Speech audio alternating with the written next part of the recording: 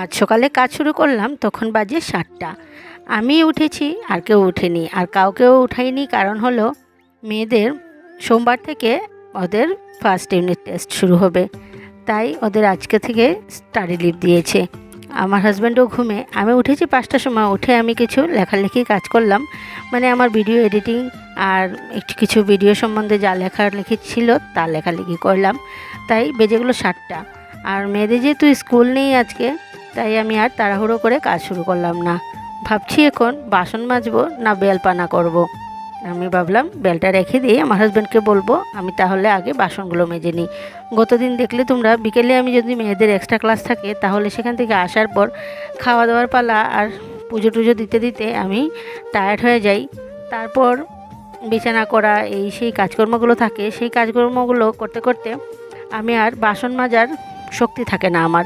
তাই বাসনগুলো রেখে আমি রাতের বেলা ঘুমিয়ে পড়ি। তারপর বাসন টাসন মেজে ঘরের কাজকর্ম সেরে মেয়েদের স্কুলের ড্রেসগুলো ধুয়ে দিয়ে দিলাম, যেহেতু কাল সানডে একটু কাজ কম থাকবে। এমনিতেও সানডেতে কাজ বেশিই থাকে, তাই ভাবলাম আজকে স্কুলের ড্রেসগুলো ধুয়ে দিই, তাহলে একটু কাজ কম হবে। সেগুলো করার পর ভাবলাম যে স্নানটাও করে নিই, স্নান করে পুজোটাও দিয়ে দিই। এদিকে আবার আমার হাজব্যান্ডের অফিসে যাওয়ার টাইম হয়ে যাচ্ছে, তাই ভাবলাম একটু সেদ্ধ ভাত করে নিই, তাছাড়া এখন কিছুই সম্ভব না। আর দুপুরে ভাবছি চানার ডাল দিয়ে বড়া করে তরকারি করব, তাই চানার ডালটা ভিজিয়ে রেখে দিলাম। আর সকালের জন্য আলু সিদ্ধ, কাঁচকলা সিদ্ধ আর মিষ্টি কুমড়ো আর বেগুন দিয়ে ভাজা করে নিলাম। সকালে চটজলদির মধ্যে যাতে হয়ে যায় সেই ব্যবস্থাটাই করে নিলাম। আর সিদ্ধ ভাত খেতে খুবই ভালো লাগে। আর এদিকে আমার হাজব্যান্ড বাজার নিয়ে আসলো। বাজার বলতে আজকে তো স্যাটারডে, আমরা ভেজ খাই, তাই সবজি টবজি নিয়ে আসলো। কী কী সবজি আনলো এদিকে দেখাই তোমাদের। অনেকগুলোই সবজি এনেছিল, আমি আর তোমাদের দেখালাম না। যা সবজি কেটে নিয়েছি সেগুলোই দেখাচ্ছি। করলা দিয়ে করব ভাজি, আর এদিকে মুগ ডাল করব, চানা ডালের বড়া করে রসা করব, ঝিঙে চচ্চড়ি করব সর্ষে বাটা দিয়ে, ধনেপাতা রেখে দিয়েছি। সবগুলো সবজি টবজি কেটে সকালে খাওয়া শেষ করে আমি একদম রেডি করে রাখলাম দুপুরে রান্না করার জন্য। তারপর একটু রেস্ট নিলাম। এখনও করছি দুপুরে রান্না। কালো জিরে ফোড়ন দিয়ে আমি ঝিঙ্গেগুলোকে সাঁতলে নিচ্ছি নুন হলুদ দিয়ে। তারপর এটাতে দেবো আমি সর্ষে বাটা। এদিকে আমার ডাল আর ভাত হয়ে গেছে। সর্ষে বাটার জন্য আমি সর্ষের গুঁড়োগুলোকে নিয়েছি, একটু গরম জল করে রেখে দিলাম, তার সাথে একটু নুন দিয়ে রাখলাম যাতে তেতো না হয়। তারপর আমি এদিকে চানার ডালটা পেস্ট করেছিলাম। আমার দুর্ভাগ্য আজকে মিক্সিটা কতক্ষণ ঘোরার পরই বন্ধ হয়ে গেল, ডালটা ভালো করে পেস্ট হলো না। ভাবছি ডালের বড়াটা আজকে আর করব না, রেখে দিই ফ্রিজে। কিন্তু রান্না করছি আর মনও মানছে না যে ভেজ খেতে গেলে দু একটা আইটেম বেশি না হলে ভালো লাগে না খেতে। আর এদিকে ঝিঙ্গে চচ্চড়িতে আমি যেহেতু ঝিঙ্গেটা সেদ্ধ হয়ে গেছিলো, তখন আমি সর্ষে বাটাটা দিয়ে একটু চিনি দিয়ে এটাকে এবার নামিয়ে নিলাম। ঝিঙ্গে সর্ষেটা খেতে খুবই ভালো লাগে আমার হাজব্যান্ডেরও খুব পছন্দ। আর আজকে ঝিঙ্গেটাও খুব সুন্দর ছিল। তারপর কড়াইটা ধুয়ে আবার আমি দিয়ে দিলাম এটাতে তেল। আর এবার আমি করব করলাগুলো ভাজি। খুব টেস্টি লাগে আমার মোটা মোটা করলা, এগুলো একটু ভারী করে ভেজে খেতে আমার খুব ভাল লাগে। তাই আমি ভাবলাম আজকে ডালের সাথে করলা ভাজিটাই করে নিই। যেই দিন তাড়াহুড়ো থাকে সেই দিনই কাজগুলো যেমন আরও দেরি হয়ে যায়। মিক্সিতে পেস্ট করে নিতাম তাড়াতাড়ি হয়ে যেত, কিন্তু আবার আমার এটাকে শিলনোড়াতে বাটতে হচ্ছে। যাই হোক, কিছু করার নেই, কখন যে একটা ঝামেলায় পড়ে যাই। যাই হোক, এবার বাটাবাটি হয়ে গেছে। এবার আমি বড়াগুলোকে ভেজে নিচ্ছি নুন হলুদ মেখে। আর এদিকে কিছু চিনেবাদাম বেটে নিচ্ছি তরকারিতে দেবো বলে। প্রথমে ভাবলাম বাকল সহ বেটে নেব, পরে দেখছি না লাল লাল হয়ে যাচ্ছে, তাই এগুলোকে আবার সবগুলোকে বাকল ছুটিয়ে দিলাম। আর এদিকে দেখছো করলা ভাজিগুলি এত টেস্টি লাগে খেতে, খুব সুন্দর হয়েছে।